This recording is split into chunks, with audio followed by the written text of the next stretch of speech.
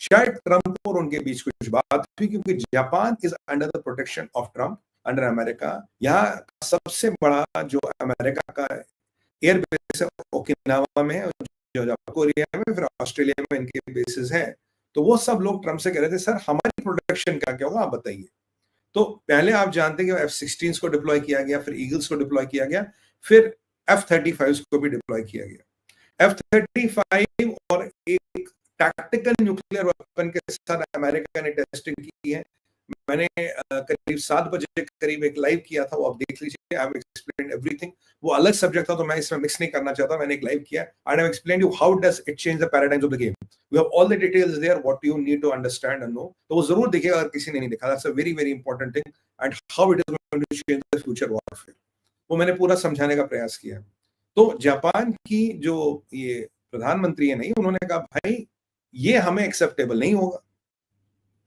आजकल चाइना की गुंडाई इतनी बढ़ गई है कि उसने कहा कि अच्छा, तो पहले चाइना के विदेश मंत्री का मंत्रालय का एक स्पोक्सपर्सन बोलता है कि आपने कैसे बोल दिया, तो आपका क्या मतलब है, आप मिलिटरीली इंटरवीन करेंगे, जबकि जापान ने मिलिट्री इंटरवेंशन का नाम नहीं लिया। देखिए जियोपॉलिटिक्स में आप जानते हैं concept of first island chain.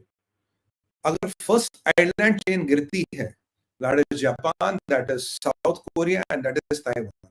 तो अभी जो चाइनीज नेवी है, अभी जो साउथ चाइना सी में ये मोस्टली घूमते आती रहती है।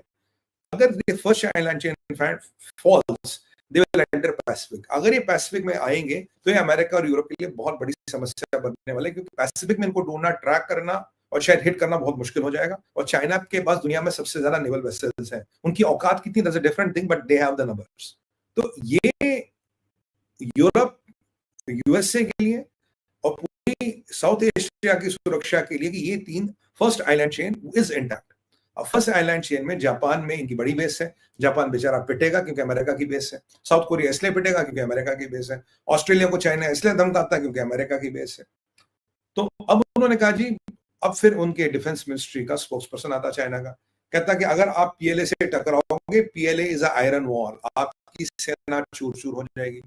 फिर विदेश मंत्रालय का स्पोक्सपर्सन आता है, कहता अगर आपने चाइना के साथ पंगा लेने का सोचा तो you will have forgotten your lessons of history, we will be decimated. और अगर आपके साथ अब कुछ बुरा हुआ तो ये पर्सनल वार्निंग भी दी कंट्री को भी, अगर आपके साथ कुछ बुरा हुआ इसके जिम्मेदार आप हो, नहीं तो आप ये स्टेटमेंट ही रिट्रैक्ट कर लो। मतलब आजकल चाइना की गुंडाई इतनी बढ़ गई है, अगर आप चाइना के परिप्रेक्ष्य में स्टेटमेंट दो, वो कहते हैं स्टेटमेंट रिट्रैक्ट करो, नहीं तो हम आपको छोड़ेंगे। जबरदस्त। फिर डिफेंस मिनिस्ट्री का प्रवक्ता आता, वो कहता है जी हम तैयार हैं आपको वो सबक सिखाने के लिए जो 80 साल पहले हमने सिखाया था। They just celebrated that 80th anniversary and all that। अब ये जो महिला है, इनका बैकग्राउंड, ये पहले राइटर रही है, she has been an opinion maker, इन्होंने किताबें भी लिखी है। जापान की एक स्टेटेड पॉलिसी थी, वो न्यूक्लियर वेपन नहीं बनाएगा। जापान की स्टेटेड पॉलिसी थी, वो वॉर में नहीं जाएगा। जापान की कई ऐसी स्टेटेड पॉलिसीज हैं। अब जापान ने कहा है, जब ये पार्लियामेंट गई तो इन नोक-झोंक के बाद तो चीनियों को लगा शायद डर जाएगी, भाई हमने डरा दिया। और चाइनीज कल्चर में बहुत बड़ी समस्या है। चाइना को अगर एक मेल गाली देता है शी जिनपिंग को, इज ओके, मतलब तकलीफ होगी। इन Chinese culture the face of the top man is everything, it's all about his face.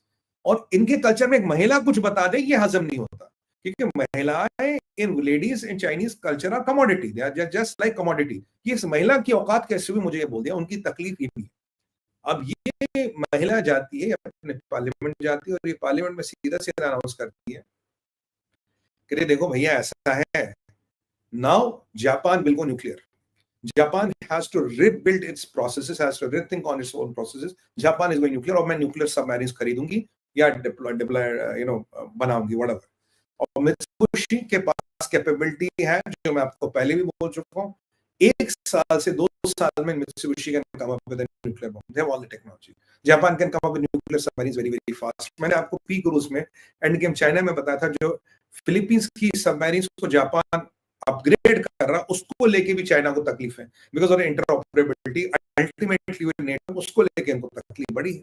तो अब जब ये धमकी दे दी उसने कि गोइंग न्यूक्लियर अगेंस्ट यू, और अब शी जिनपिंग और चाइना हड़क गया, क्योंकि उनकी जो वुल्फ वॉरियर डिप्लोमेसी है, लोग को डराना, धमकाना, बकवासबाजी करना, they don't know what to respond.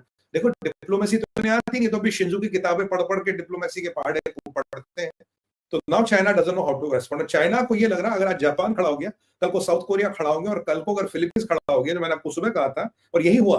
अगर फिलीपींस खड़ा हो गया, फिलीपींस के पास ब्रह्मोस भी है बाय द वे, अगर फिलीपींस खड़ा हो गया तो यार हम तो फिर भारत भी पीछे हैं। तो मतलब we can't even leave this part of the world forget taking on Taiwan, क्योंकि ताइवान का जब भी अटैक होगा, जब भी असॉल्ट होगा, it has to be amphibious assault. Sea से you cannot take Taiwan. Sorry, air से you cannot take Taiwan. You have to win it by the sea. Fails and they have got around 2 million reserves. और भी training for it. तो Taiwan as it is नहीं मिलेगा, Taiwan का कब्रिस्तान जरूर मिलेगा, ताइवान एज इट इज नहीं मिलेगा। ताइवान की कहानी क्या, Taiwan is the biggest investor in China. Taiwan का एक टाइम में 90% फॉरेन इन्वेस्टमेंट चाइना में जाता था, जो अब कट के 10% हो गई है। तो अब से चाइना को और चूल मची, ताइवान के पास है टीएमसी। टीएमसी बनाता है सेमीकंडक्टर, और सेमीकंडक्टर की सबसे बड़ी चूल मची है चाइना को। और जो अभी एनवीडिया का सीईओ है Taiwanese guy, Jennifer Wong, Jennifer Wong if I am not wrong, he is a Taiwanese guy, ये टीएमसी को हेड करता था।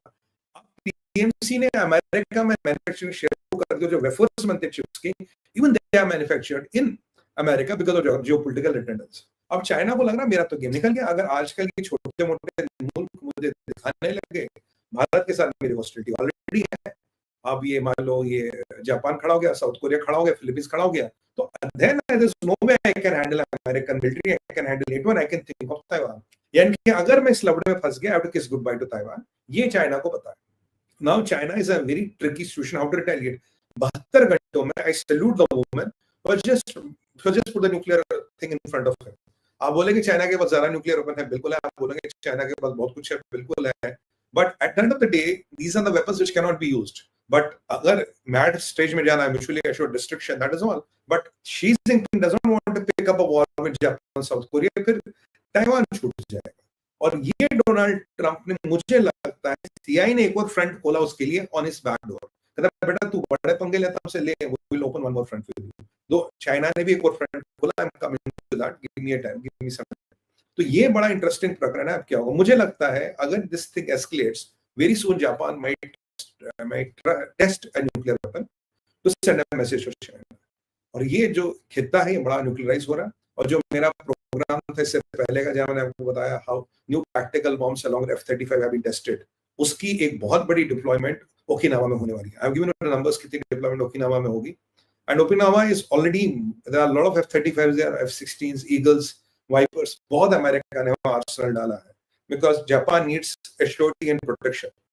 तो ये चाइना वाला प्रकरण एस्केलेट हो रहा है, और चाइना ट्रम्प को कुछ दे नहीं रहा है, he is not getting money, he is not getting business.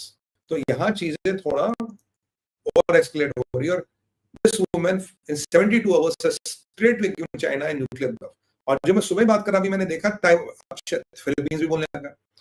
अब चीनी इतने बौखला गए, अब फिलीपींस को औकात में नहीं तो तुम्हें ठोक देंगे। मैं कह रहा हूँ भाइयों कितनों को ठोकेंगे, तुम्हारी पीएलए ने एक बार वियतनाम से जंग लड़ी थी 50-60 साल पहले, 40 साल पहले, वियतनाम ने तो तुम्हें ठोक के नंगा करके बाहर दिया था। अब तुम कितनों से जंग लड़ोगे, तुम्हारे रॉकेट फोर्स के कितने जनरल गायब है। अभी शी जिनपिंग ने कितने, आई थिंक 24 जनरल्स को गायब किया, 17 मेजर जनरल्स और 16 major generals and I think 17 major generals and 9 lieutenant general, 24 जनरलों को उसने एक दिन में गायब कर दिया। सो डिफेंस मिनिस्टर गायब हो जाता, 3 महीने बाद बदलता, फॉरेन मिनिस्टर गायब हो जाता है, एग्रीकल्चर मिनिस्टर को सूली पे चढ़ा दिया। So the point here is you are trying to bite more than what you can chew, and people are looking at it. People know China is vulnerable right now, and if you have to play the game, this is the right time to play the game, and this is what they will do. America का CIA will do what it is do. और आप देखो कि मैं इस production था, आप देखो जापान फिलीपींस जल्दी एक्टिवेट होगा, फिलीपींस ने भी अब एक्टिवेशन हो गया है। तो अगर आप चाइना को साउथ चाइना सी में ही बांध के रखोगे, he can never become a threat to Taiwan, so you can protect Taiwan without getting into armed confrontation with China. ये मेरे को स्ट्रेटजी लगती है। और अब आप देखेंगे, if my assessment is right, Bharat will also do a couple of exercises somewhere in that vicinity. तो चाइना को रोकने के लिए इतना सब कुछ काफी है, but the nuclear part is a bit tricky. ये थोड़ा एस्केलेशन हो गई। इसके बाद दूसरा मेरे पास जो विषय जिससे आपसे बात करनी है वो है मैक्सिको जनरेशन जी प्रोटेस्ट या प्लान। अभी मैक्सिको चाइना का किस्सा थोड़ा पुराना है। अब on the face of it आपको लगेगा जनरेशन जी का प्रोटेस्ट है, वही खोपड़ी वाला प्लेन, वो खोपड़ी वाला फ्लैग होता है ना, खोपड़ी और 2 हड्डियां, सेम हर जगह है वो है। एंड दे स्टार्टेड, वो कह रहे हैं जो वहां की प्रेसिडेंट है, शी इज करप्ट एंड वो ड्रग्स माफिया पे कोई क्रैकडाउन नहीं है। एक मेयर मारा गया है कार्लोस वहां के शहर का, और उसके लिए जी हम बड़ा सड़कों पे उत्तेजित हुए। अगर आप मेक्सिको का वायलेंस देखो, इट्स ऑल टाइम लो रहेगा। अगर मेक्सिको का आप कार्टल्स पे क्रैकडाउन देखो, ऑल टाइम हाई।